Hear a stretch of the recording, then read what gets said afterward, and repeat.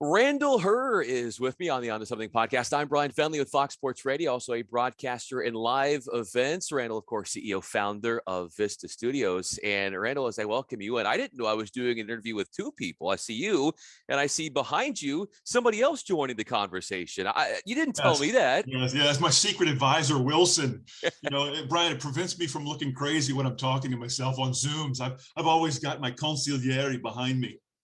Well, what is it like in terms of you trying to think through things, and what goes into the decision making of extending beyond what Wilson thinks, but just getting it into your psyche, into what is your mental checklist that you run through when making big decisions related to your career?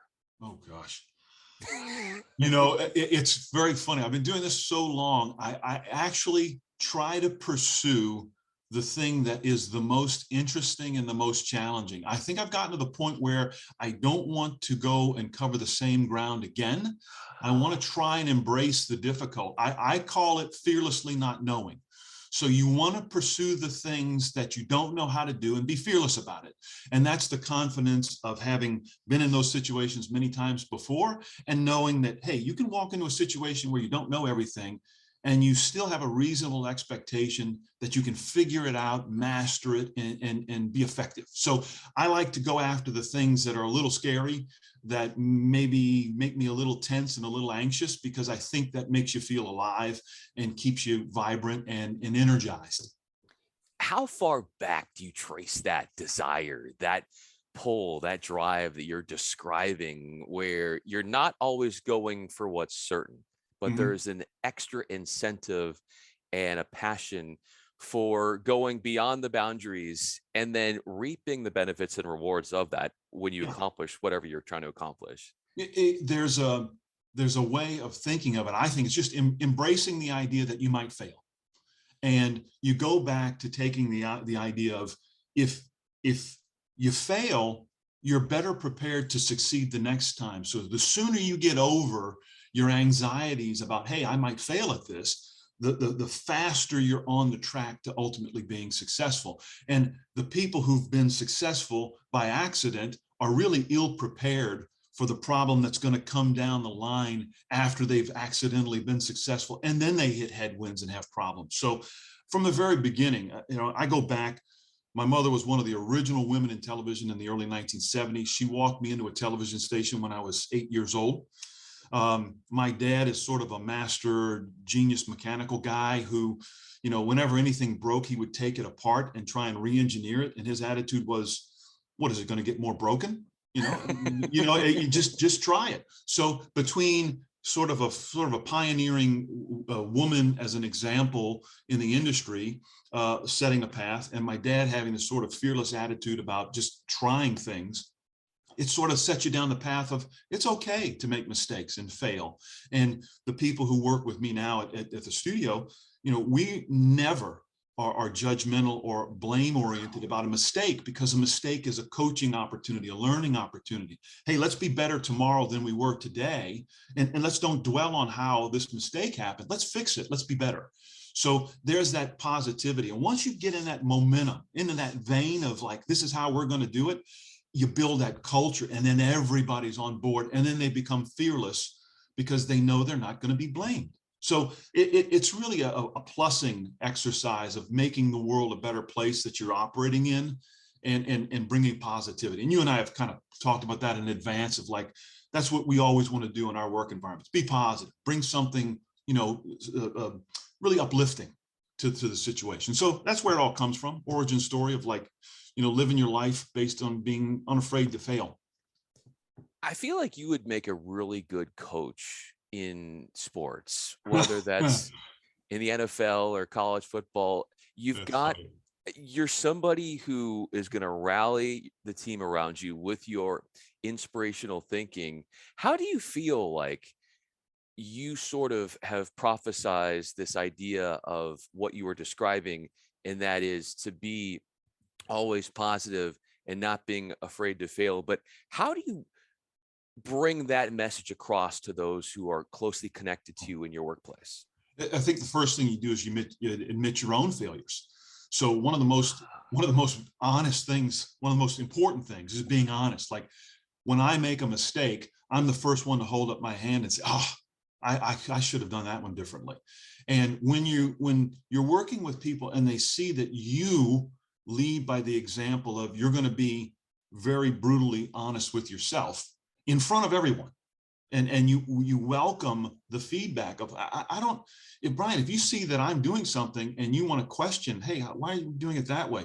I'm open and receptive to that. I have to be, because then when it's turned 180 degrees and you're doing something and I get to ask you that question in return, you aren't going to be defensive. So it starts with internally you setting the tone of how you're going to deal with other people, with how you're dealing with yourself. And you have to have a thick skin of accepting, evaluations and judgments that, we're not all perfect. Get over the fact that you make mistakes. Like, yeah, I made a mistake. I should have done that one differently. I learned from that one. And the sooner you put that attitude, behind you of needing to be right, you can really make progress. And it's infectious. People want to support each other. People want to see you succeed. They want to give you good feedback. They want to be honest. I could have done that one differently. Let me try that again. I'll do it better. People love that. And if you set that right tone, you'll get different results. What do you find from what other people say to you is what sort of sets your tone, in that it gets you to do and challenge yourself and to go out there and try new things? Mhm. Because you bestow those great traits on others, but when those traits are thrown you from people directed at you, Mhm. what does that look like, and how does that challenge you in a different way? Right. Well, it's interesting. You're hitting on a thing we do with clients. Two things. I have a management style that I call management by the orienteering technique. I don't know if you've ever heard that term before. I have heard that term before when I Okay. was a child. Yeah. Orienteering is the old idea of you take a map, you're out in the wilderness, and you have a compass, and you find out where true north is, because there's a thing called declination. True north is rarely right to the north. It varies. You orient the map, you find out where you're going, and then you navigate. And the way you navigate in open country is you pick a big object in the distance, a big tree or a big rock or something, and you say, okay, that's in the line we're trying to get to. We're all heading towards that big tree. And the idea is you tell everybody the direction you're trying to go, and then everybody meets at the big tree. And the idea is it's always about setting of goals and letting everybody know where we're trying to go. So how does that relate to clients? I love it when clients come in and say, here's what we need to get done, and they don't tell you how to do it. Hey, I want to do this. Like, hey, we're going to launch a network by August 5th. Okay, yeah, no problem. How many cameras? What's our distribution plan? What are we going to be doing for records? What are our VOD delivery options? What are our crewing? Basically, you go through all those things, and then you go, okay, one network launched on August 5th, no problem. And the idea is they don't get into the minutia, but they allow you to make your contribution. That is how you get to that tree in the distance, how you get them to the launching of their network. So what I love about what we do is clients come in and they don't have to be technical. We don't need them to be. We don't want them to be technical. That's what we're supposed to be. We're supposed to be the embedded technical team that helps you realize your vision. So what's exciting is when they come in and say, okay, here's what we're going to do. We don't know how we're going to do it. Help us. And we go, yeah, that's what we're here for. That's what gets exciting. So that's what I do every day. And I pass it on to our team and do it the same way. Like, everybody has their lane and they get to contribute. So that's what I get excited about. So you have this map that you generate for all of your clients to get to where they want to get to. Obviously, every scenario is different depending upon their needs and their desires. But what is sort of like the common denominator in terms of what you would apply to all of them, given everything is different as far as you said, the cameras and whatever the broadcast setup is?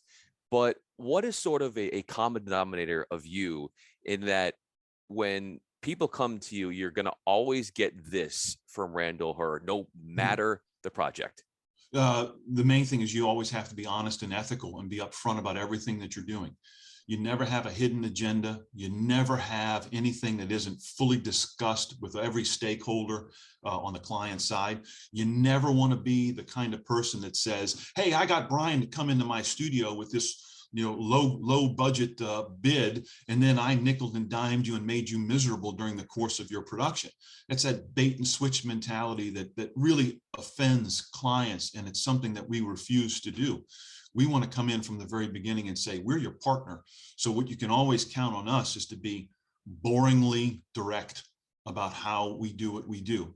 We bring enormous value to the table in terms of our institutional knowledge and what we've pre-built, and we can save enormous amounts of money in setting up and troubleshooting and tearing down complicated systems. And we think that's a difference maker, and we don't have to play any of those other games. So you can always count on us to be really direct. Now, what's interesting, Bryan, is that when somebody comes in, it takes time to build trust. Nobody walks in and says, hey, I'm going to trust you, Bryan. Hey, I'm going to trust you, Randall. They come in and they say, you're going to have to show me something. You're going to have to prove it. And we've been operating our company for 5 years, and we have an 85 to 90% client return rate. That's because we've proven ourselves and people are believing in what we're doing, and we're building those relationships. So we are always direct, and we understand that sometimes you just have to put in the work, one foot in front of the other, and prove yourself. And then you'll be in a great position with a client and with a partner and a friend.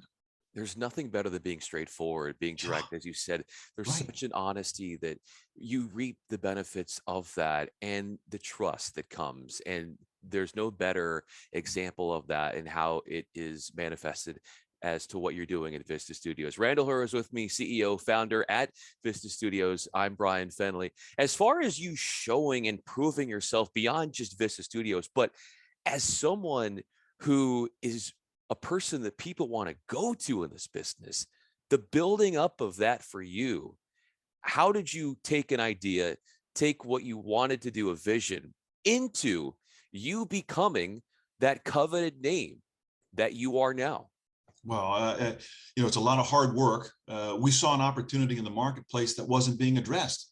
Hey, you're Bryan, you want to do a show, and you're not backed by a big network. Where can you do a live interactive talk show? Where can you do a day of air delivery? Well, there wasn't an open for business studio that wasn't backed by an exclusive media company that was available for the Bryans of the world to come in and do a show. And we said, the world's changing. There's going to be more of those opportunities coming up than in the past. So let's do something. So, we basically saw the trend swinging towards podcasts and streaming and multi-tiered delivery. So you deliver to a linear, then you deliver to a VOD platform. It might be ad supported, it might be subscription based, but produce it once and then deliver it many times and segment it up and produce it in a lot of different snippets and support social media at the same time. So we thought there were some opportunities there, and we knew what we were going to have to do is prove ourselves and come up with, really some projects that we could learn on. And we did that over the first 5 years. So we didn't get to the point where we are now right out of the gate. We came out with, excitement and energy about building something. And then we had to master some new techniques. We hadn't done streaming. We hadn't done Remy remotes from across the country. We hadn't done digital capture in multiple frame rates and formats. So there was a lot we needed to master. So it's been an effort to get to this point, but it's been a joyful process of learning and mastering new things as you're going along the journey. It's not an end destination necessarily. It's a process, and that's kind of the thing I think we've embraced. Is it's a process, and we're getting better all the time. And so we're happy about where we are, and we're excited for what's coming next because we see some really exciting things emerging. What are those exciting things? Oh, the streamers are finally beginning to do the kinds of productions that you and I cut our teeth on. I mean, years ago, I started at the Metro Media Station Group in 1985. My first job ever was working on the John DeLorean cocaine trial for the BBC. I was a driver. That's another story. That's a few minutes. But then I went from there and got a job at the Metro Media Station Group, KTTV in Los Angeles. So I was at Fox. I was a Metro Media employee, I should say, when Fox was created. And because I worked at the station group, we had programming that was the early fringe programming. 5 to 8 p.m. was where the local stations made their bread and butter. That was where there was their successful opportunity to engage an audience. And that always got handed off into prime time between 8 and 10 or 11. So you had local programming, reruns, sitcoms, game shows, news, etc. And that funneled into prime. The streamers are finally beginning to embrace that model, because you've got NBC Peacock, Paramount Plus, Warner Discovery. These are traditional linear media companies that get that model. They're masters of it. And they're saying they're going to come into the streaming world treating it like an extension of their linear business. And that means it's right in our wheelhouse. It's exactly what we built. We built a factory to deliver shows on a daily basis, multiple shows a day. We're capable of live. So we finally see that the streaming world is catching up to what we built, and they're embracing us, and it's exciting. If there was a show, Randall, that showed what you're like behind the scenes and all the work that you're doing, putting this together, what am I going to learn about you? Oh God, a show? God, a show that is like my personality. Yeah, your personality, Oh, what you're like, the work you put in, the effort you make, the long hours, and what it's like behind the scenes with you. And so there's maybe like a project that we've done that reflects that, or This might be something where it's just sort of in an alternative universe where there's a show. Let's say we're doing a show or pitching a show on Randall Heer and what he is like. Oh God. Underneath everything he does, and that it encapsulates who you are. I don't know if I could. I don't even know if I could do that. My first thought was like, okay, it's a Seinfeld episode of like, you never know. It's an ordinary day until it isn't.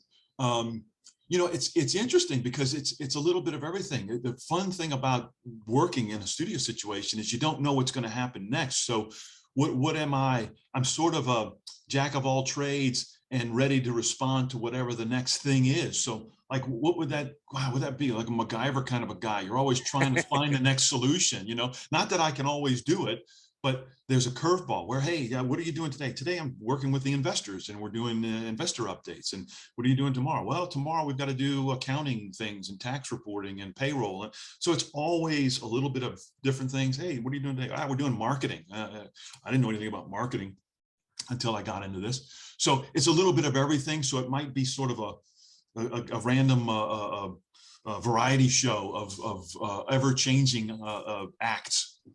You know what that show would show is your zest for life and your passion beyond what you do and how that shows itself in the workspace.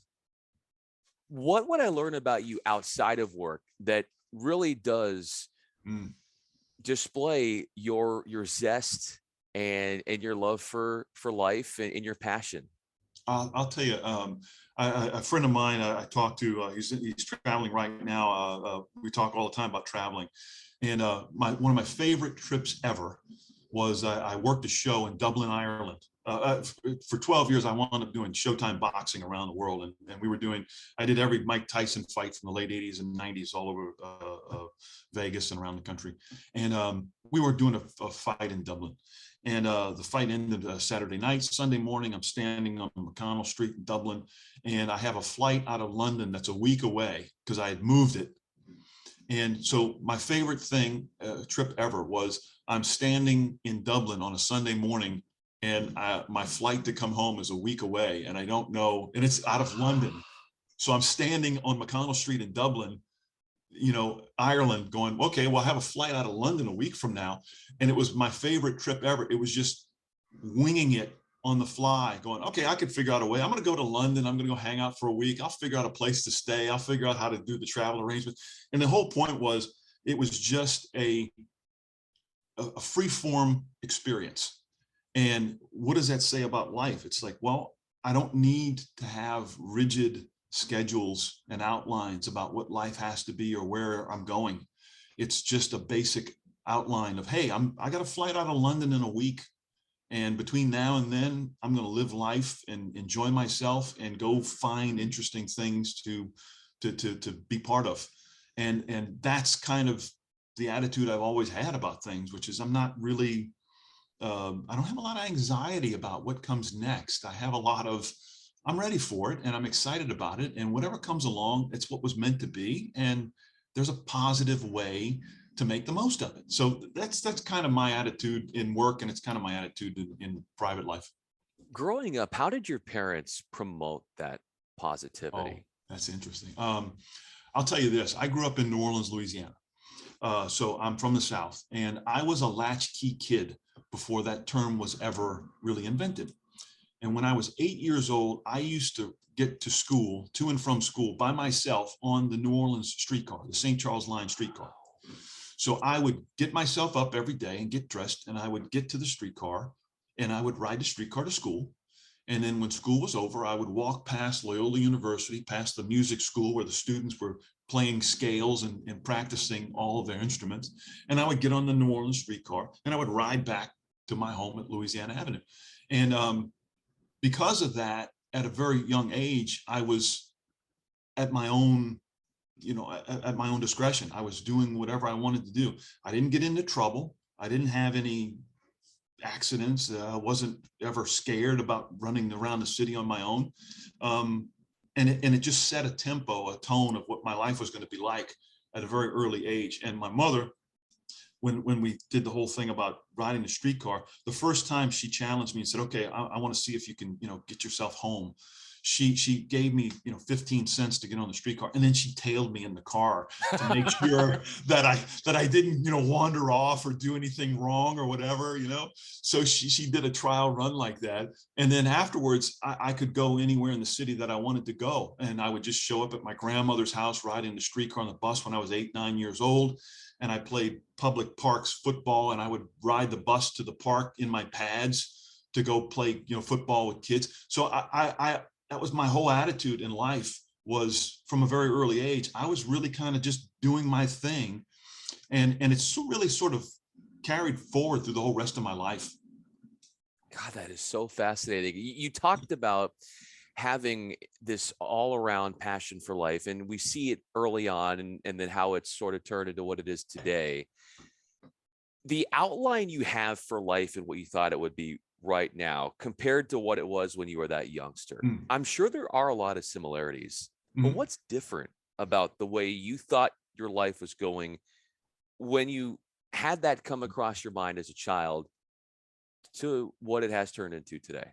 Yeah, it's interesting what I was just describing to you about being a kid. I was on my own, I'm doing my own thing. And if you're a bit of a lone wolf kind of an operator, yeah, you can do that most of your life.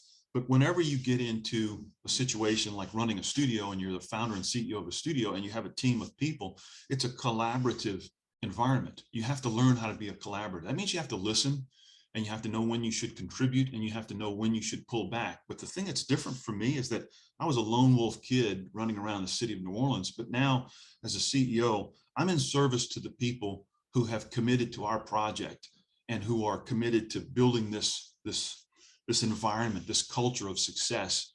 And I don't get to be a lone wolf anymore. I'm a member of a team. I have to set a good tone. I have to be committed to the positive outcomes of everybody. And what's different than I imagined when I was a kid was that I would get to be the leader of an organization, and that I would not just embrace, but I'd welcome the opportunity to be part of that team, to not be the lone wolf guy, but to be part of a group that achieves success together. It's been exciting because I get to step back and I get to see people in our organization come forward and do fantastic things without any management from anyone else. They're self-directing. They're finding ways to contribute. They're doing wonderful things, and I get extremely excited about the fact that this environment instills that. It nurtures that. That's what's exciting to me. I didn't know it was going to be this way. I didn't know I could be part of a team and feel as proud of it as I would about some individual accomplishment. But I'm far more proud about what we've done as a team than I've ever been about any individual accomplishment I've had. And that mindset explains who you are and why you're so beloved in this industry. And yeah, you're not a lone wolf, but you now have a wolf pack of That's right. people who work and That's right. thrive under you. All in going back to what you said earlier about having that map, that orienteering. Yeah. Everything leads for you a treasure map to success in this business. Randall Heer, I'm Bryan Fenley. I I think I just gained an extra level of passion for life. I am like ready to take the football field. Let me get my helmet on. Coach Randall, put me in the game. Love it. This was so fun. Thank you so much for coming on. Oh, thank you, Bryan, for having me. It was a real pleasure.